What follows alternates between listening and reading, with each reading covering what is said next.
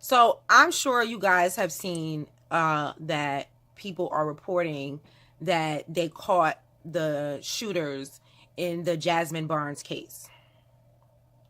I want to know, how does it go from a white male suspect with blue eyes to those two copper-colored gentlemen that they have in custody?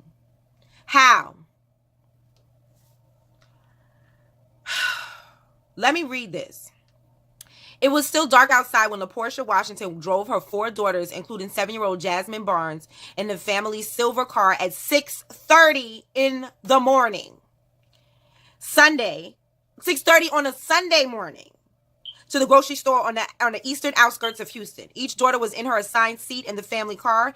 Jazmine was sitting behind her mother in the back seat.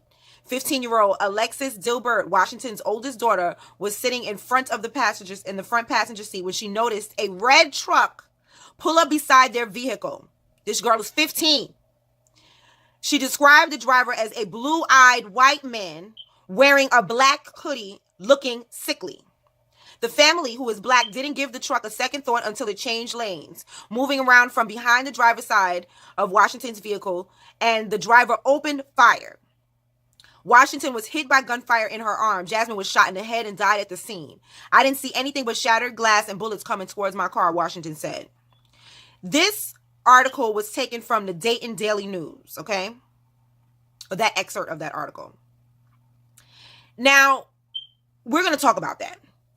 A 15-year-old girl saw a red truck pull up alongside her truck, which means alongside. She could see into that truck that it was a white man. She specifically described him as a white man with blue eyes that looked sickly. Now, all of a sudden, it's two black men driving a black Kia. Let me go on. It's interesting because in that article, they also said that something similar to this happened last year. Let's read about that. Local activists, this excerpt from this article was taken from Texas Monthly. Local activists noticed that the similarities between the shooting of Barnes and another shooting in the same area a year earlier, August 2017, 21-year-old Avonta Williams was driving near the East Bell Parkway 8 to check on his girlfriend after Hurricane Harvey, when he was shot by a white man in a Ford F-150 pickup truck, according to the Houston Chronicle. Williams was hit in both legs but survived the shooting. No one has been arrested in connection with the shooting. And Williams, a local civil rights activist, has been critical of the Harris County Sheriff's Office investigation of that case. The police got there and they were just asking who got shot and who was I beefing with and what did I do and who did I rob. Williams told the Chronicle in December 2017, they just kept asking me questions, like making me feel like I had done something bad. The two shootings happened just 6 miles apart. If Avonta Williams' shooter had been found, would Jazmine Barnes still be alive? Local activist Dre Muhammad said at a press conference in Harris County on Wednesday morning, according to the Chronicle. What are the odds that two black families were fired upon by a white male in a pickup truck within a 1-year time span on the same block?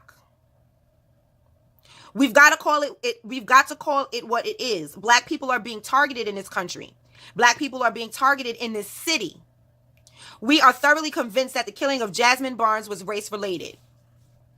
So people are noticing the similarities, right?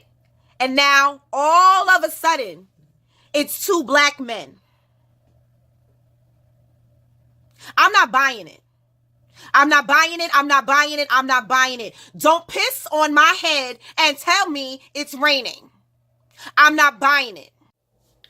So you trying to tell me that all the witnesses, the little bit of camera footage you do have, and everything was completely wrong? Completely wrong? You know, Tariq Nasheed has a phrase that he calls, "I'm white and I say so." This, to me, looks like a definite case of I'm white and I say so. Forget what you saw. I'm telling you what you saw. And what you think you saw is not what you saw. I told you guys in another video, if you don't get these guys at the scene, kiss them goodbye. Because ain't nobody looking for them. Just like in with Miss Washington's case. Not that nobody was looking for them, because Anthony Bedford was definitely looking for them. But I mean nobody as in the police. The police is not looking for them. Okay? So, if you don't catch these people at the scene, you see the lengths that they're going to change the description and to change who the suspect is. They're completely changing the suspect. It's not one suspect now, it's two. It's not a truck, it's a car. It's not a red, it was dark. He's not white, he's copper colored. Like my complexion. He don't have brown, he doesn't have blue eyes, he has brown eyes. This is, I'm white and I say so. Don't believe your lying eyes. Believe what I tell you. And it sounds like Jazmine's mom ain't buying it either. Listen to this. Now, as you guys mentioned, these two suspects do not look like this picture that was circulated, a composite sketch of how the Barnes family described the man who took Jazmine's life. And the suspect vehicle, according to prosecutors, doesn't match the original description either. Black allegedly rented a dark-colored Kia and was driving that when Jazmine was killed. We asked Jazmine's mom over the phone about these major differences. My child's description was not off anything like that. It wasn't a figment of imagination, because when they also looked on the cameras, they seen the red pickup truck and the gentleman in it, and it was a white guy, but the gentleman had crossed over from our right side and went on and the left side and got on the freeway.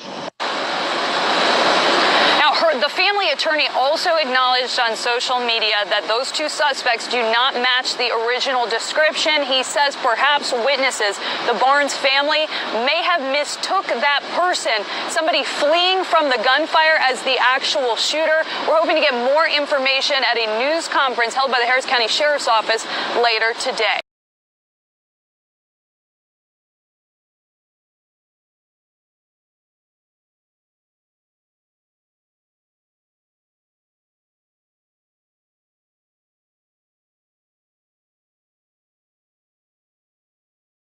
Obviously, the men arrested don't fit the description of multiple witnesses or the sketch. His bond is $100,000. Now, the other suspect in the Jazmine Barnes case has been charged for capital murder and is being held without bond. Eric Black, he also appeared in court this morning. According to prosecutors, an anonymous source informed the sheriff's office that Eric Black was driving the car when Jazmine Barnes was shot. When authorities had a chance to talk to him, they say he admitted it. Investigators believe this was a case of mistaken identity. This was the truck that the sheriff's office thought the suspects were in, a red truck. But in court, we learned that Black was driving a dark-colored Kia. Another discrepancy, neither suspect looks like the composite sketch, as you guys mentioned. The Barnes attorney said that the family may have confused a fleeing bystander for the actual shooter. The Harris County Sheriff's Office believes that Barnes and his family, though, and her family, rather, were innocent victims.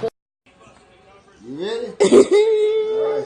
Hold on, Jazz. You gotta hold on. Hold it. Ladies and gentlemen, welcome to the Texas Shore and Rodeo.